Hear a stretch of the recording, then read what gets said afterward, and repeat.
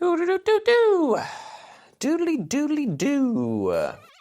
Alright there, you little demons, Jules here for WhatCulture.com, back again with another episode of the awesomely named and awfully hosted Choose Your Own Adventure, the weekly medieval theme format where I, the Crown Jewels of WhatCulture.com, take a list chosen by you, yes you, Sai, who is painting her first ever Warhammer 40k model. I knew we'd get her. It's a Blight Shroud or Death Shroud Terminator from the Death Guard. I am so proud. Are you enjoying your time? Just come on camera, just come on, and drive to Wales, come on camera and explain to us the process. Or don't, it's up to you. Yes, you get to decide what list I dole out to you each and every week, and this week we have none other to thank than Jolie,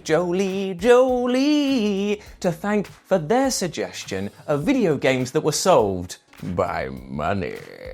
Now, if you've seen the Tom and Jerry movie, you'll know that I love to quote that lawyer character who just goes, money. It's the best song in such a movie. Now, for better or worse, money does indeed make the world go round. And while video games seemingly offer an escape from the realities, that famous saying is often just as true in the digital world as it is the physical one. And sometimes a video game is no different from our waking existence in that you can just throw enough money at a problem and it will just go away. Isn't that worrying and fantastic and terrible and worrying? So let's have a chat about them, as I'm Jules, this is WhatCulture.com, and these are 8 video games that were solved by money. Number 8, The Sims. Now, the entire appeal of the Sims franchise lies in living a laughably lavish digital life far in excess of what you could possibly maintain in reality. But of course, things in this game still cost money. But who amongst us actually did the tough graft and earned our simoleons the hard way? It's far more likely that you took the digital shortcut and spammed the cheat code Rosebud, or in the original iteration, Clopacious, to generate thousands upon thousands of free simoleons for yourself in a matter of seconds. And you know what? Why the hell wouldn't you? The Sims is all about living the best and weirdest life that you possibly can. If you want to fill your house with a dozen giant pianos at great expense to yourself, do it, my friend. Do it. I salute you and your weird obsession with the ivories. Nobody's looking for a keen sense of accomplishment here, just the basic but powerful dopamine thrill of acquiring more and more things with a seemingly never-ending pool of cash. And if you play The Sims the proper way with its limitations, well, it quickly becomes clear that you're just not going to have as much of a fun time. Infinite money is just going to allow you to fill your life with stuff. And isn't that what it's all about? Capitalism. Great.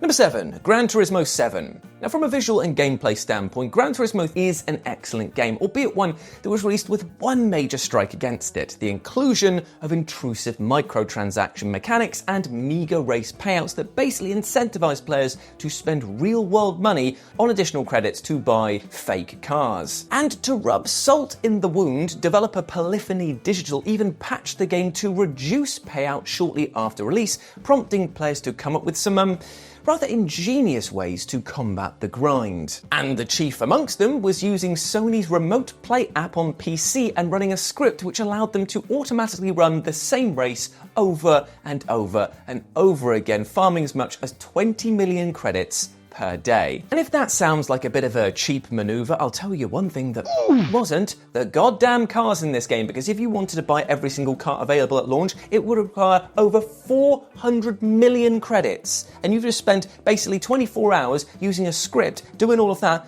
for 20. Put that into perspective of how much game you'd actually have to play if you wanted to see and do everything in it. It is just unfeasible and unreasonable. Now, like I say, it's far from an ideal solution and really only highlights the game's biggest flaw, but it does nevertheless solve the problem of cars costing too damn much and credit payouts being way too stingy. Sorry, I got distracted. There's a cat walking across the road and he looks very cute. He's black, but with white fur just around the feet. Looks like he's wearing a set of socks. Legend. Anyway, moving on. Number 6, Stalker Shadow of Chernobyl. Now, Stalker Shadow of Chernobyl offers up a pretty fascinating rebuke to the tireless acquisition of wealth which so many games encourage, because it actually punishes players who dare to hoard their virtual wealth. Hilariously, if you make it to the end of the game with more than 50,000 rubles in tow, you'll trigger the so-called greedy ending, in which your protagonist asks the wish granter for yet more riches. At this point, he showered in coins, enough of which eventually caused the roof of the very building that he's standing in to collapse under their weight, causing you to die in a bout of profound irony. And per the game's high level of difficulty, which encourages players to be conservative and thrifty, it's little surprise that many unlock this on their first playthrough. To get one of the better endings, you actually need to spend most of your cash to bring the balance below 50,000 rubles. How about that? So weirdly enough, this is an example of a video game that is solved with money by having too little of it. Number 5, Animal Crossing New Horizons. Now, the Animal Crossings franchise is a truly fascinating beast. Adorable and yet almost impossibly addictive, yet also inextricably entwined with the damn dirty system of capitalism itself. To some, the town shop's manager Tom Nook is a sign of everything wrong with the world today, where people are encouraged to enter masses and masses of debt and find themselves perpetually under the thumb of somebody much wealthier than themselves. To others, though, Nook is a proper businessman who dares to offer the player an interest-free mortgage, a frankly ridiculous deal any way you slice it. Either way, the game is designed to keep you jogging against the capitalist treadmill as Mr. Nook offers you more and more things to splash your cash on. A compulsive gameplay loop that's kept many playing each new entry for years. But of course, with each new Animal Crossing game, players will industriously seek out glitches and exploits which allow them to farm ungodly numbers of bells, which is the series' currency, and remove themselves from the boot heel of Tom Nook himself. Enough so that Nintendo inevitably patches each discovered exploit, but it's only a matter of time before players usually find another. Just gotta stop because there is a parcel delivery coming for me right now. 2 seconds, I'll be right back. Good morning, mate. You all right? Thanks, buddy. Thank you very much. Turn out. Bye. That is a mighty big package. I was not expecting it to be this big. I bet you're loving this in the edit. You're probably just sitting there just going like, oh my God, Jules, I have a job to do, a life to lead. I need you to hurry the F up. And I will, I promise. One of the fans on the Live and Let's Dice Discord was like, oh, I make rugs. The name's Howdy, by the way. My new Live and Let's Dice rug. How banging is that? Oh, that's so cool.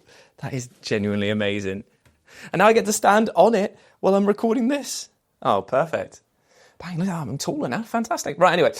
Let's carry on with this. Number 4, Yakuza Like a Dragon. Now, locking optional items behind money is one thing, but mandatory story progression, that is a surefire way to piss people off. Case in point, we have Yakuza Like a Dragon. Now, while this franchise has occasionally forced players to acquire nominal sums of money in order to complete a story mission, in Like a Dragon's 12th chapter, you need to come up with a stonking 3 million yen to fund a political campaign and move the plot forward. For many players who hadn't done much side content, such as the business management minigame, this was a massive ask and a financial brick wall that potentially took many, many hours to scale. With an absence of cash cheats available, it ultimately fell to players to head online to seek out the fastest methods possible of farming yen, lest they be stuck at the start of chapter 12 forevermore. But if you thought the frustration was over once you got the money, it's also worth noting that this chapter also introduces a heinous, much complained about difficulty spike which might also require you to spend hours grinding fights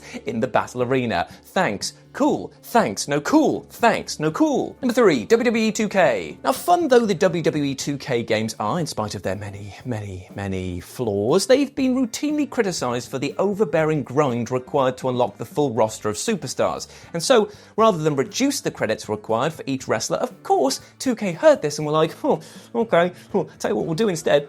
We'll release an accelerator, a paid means of unlocking everything in the game for a price. So they introduced the grind, had the opportunity to reduce it, and were like, what if we sell you the solution instead? investors. Though the accelerator did only cost a few bucks, it was basically 2K transparently admitting that the games were designed to waste as much of your time as possible so that the option to buy a solution to it became more favourable. We've already bought the game, 2K. We've already given you our money. We've already given you our time. What more do you want from me? I'm getting angry. The fists are coming out. Fists are coming out. I'm going to do some Jenna Maraska slaps on you. How'd you like that from TNA? Been watching a lot of OSW, hilarious. And yet, much as many players begrudgingly splashed out on the accelerator, it does actually result in a considerably fun and more complete experience. But for 2K22, the accelerator was rebranded as a supercharger, and because the accelerator basically allowed players to unlock everything without playing modes they didn't want to, 2K infuriatingly decided to keep some unlockables out of the supercharger to ensure you engage with every single mode. This was boo heaping upon boos. The crowd is booing another crowd that is also booing. Number 2, The Witcher 3 Wild Hunt. Now, it's not unfair to say that the economy in The Witcher 3 Wild Hunt is something of a touchy subject with fans. Many players feel that the early hours of the game in particular are excessively hard going monetarily, while some book readers are of the belief that the in-game economy doesn't go far enough in replicating the stark conditions of the novels. They want it to be worse. And thankfully, regardless of your own opinion, there are mods to fix the game. For PC players who've struggled with the scarcity of coin, there's the brilliant Geralt is Rich mod, which will add 50,000 crowns to your inventory whenever you run dry. And on the flip side, there's the lore-friendly economy mod, which attempts to better replicate Big G's lack of funds throughout the books by severely rejigging the distribution of coin. Basically, you will be wanting it and there will be absolutely none. Whichever side of the argument you fall down upon, it's an issue that is ultimately resolved by money, or at least a redistribution of it. And number 1, Middle-earth Shadow of War. Now, Middle-earth Shadow of War was broadly well received by critics and fans, though there was one major sticking point that swiftly made itself clear, and that is the utter slog to unlock the game's true ending. After beating the main campaign, the Shadow Wars endgame content is unlocked, which on launch required players to defend their fortress from enemy invaders 20 times before they'd finally be able to view that bonus ending cutscene. Now, completing these siege missions requires a serious amount of grinding to dominate enough orcs to defend your fortress. Or you can just do what Warner Brothers Interactive Entertainment clearly wanted you to do and splash out some cash for some orc-containing loot boxes to save yourself a ton of time. On launch, getting through these siege missions took hours and hours and hours if your orcs weren't already leveled up enough, and so there was a clear incentive to just pay your way out of the hole to prevent the game's final act becoming a huge time sink. Thankfully though, fans kicked up enough of a stink that the siege missions were eventually nerfed to be far less of a grind, presumably only after those sweet microtransaction bucks had dried up. That's a depressing thought, isn't it, when you think about it? Because they're just like, cool, right, here's the solution to the problem, pay me. Oh, right, okay, well, the payments have started to dry up a bit. Now we'll change them. Now we've learned our lesson. Keep it calm, Jules. And on a high note, think of the rug.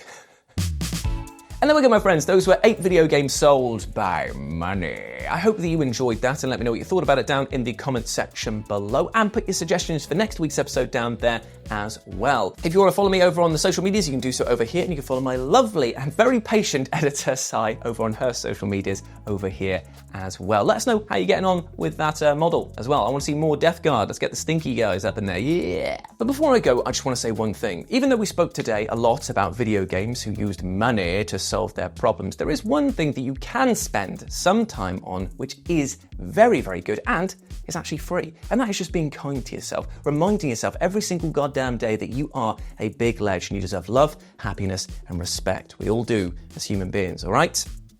So treat yourself with that self-love, and I just want you to live a healthy and happy life, so go out there and smash your life goals today. I believe in you. As always, I've been Jules, you have been awesome, and I'll speak to you soon. Bye.